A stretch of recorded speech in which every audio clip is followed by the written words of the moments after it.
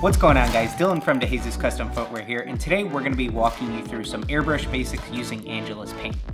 But before we can get into our painting, we definitely need to make sure that we take the time to properly prep our shoes. I like to begin by giving a light sanding to almost any surface that I'm going to be working on. Since we're working with a pair of Air Force Ones today, I'm going to start off by using a 400 grit, moving into an 800 grit sandpaper, and then finishing everything off with a 1500 grit very fine sandpaper. Again, the sanding is done very lightly in a circular motion. After that, we're going to move into using a Scotch-Brite pad along with our Angelus Prepare and Deglazer. This is where the leather will tend to get really scuffed up, and it's going to vary from pair to pair how the end result is going to look, but it's definitely likely that you're going to end up with some of these gray spots peeking through. But that's okay, because sometimes we got to make things ugly before we can make them pretty. Lastly, we're going to pick up all of that residue left behind from the sandpaper and the Scotch-Brite pad with the Deglazer and a cotton ball. Now we're going to move into taping off any areas that we don't want our paint to get onto, such as our midsole, taping off our sock liner, our toe box, and our Nike swoosh. Now before we can move into our painting, we need to make sure that our paint is airbrush ready. If you're working with a newer bottle of Angelus, the paint is nearly airbrush ready, especially if you're working with an airbrush that at least has a 0.5mm needle.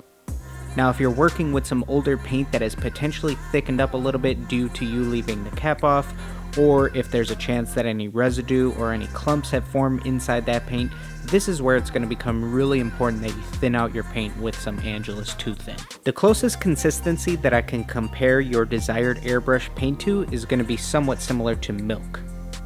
Also, make sure that you don't forget about your duller if you're going for that clean matte factory look.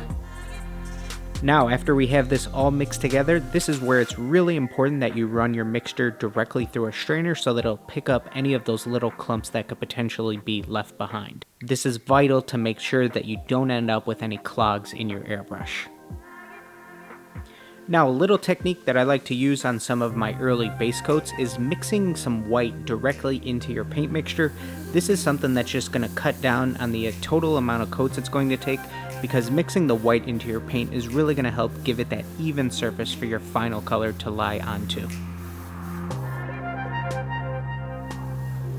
Now, once we have the blocking for our three colors laid out, in order to make this a little bit more of a seamless blend, I like to use something I call the middle bar technique.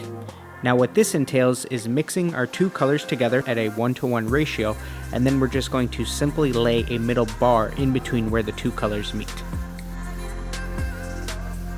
And from there, you're going to then take your original colors and blend those seamlessly back onto that middle bar area that you just sprayed.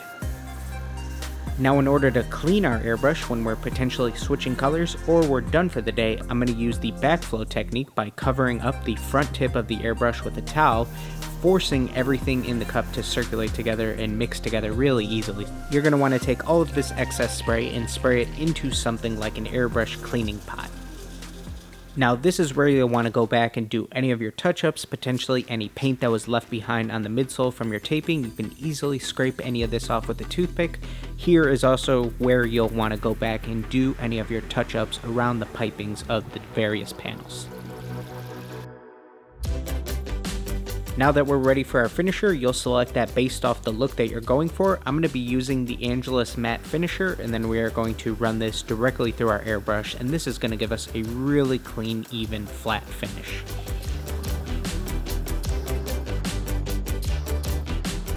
Thank you guys so much for tuning in. Hopefully you were able to take away something from today's video about how you can easily airbrush Angelus paints.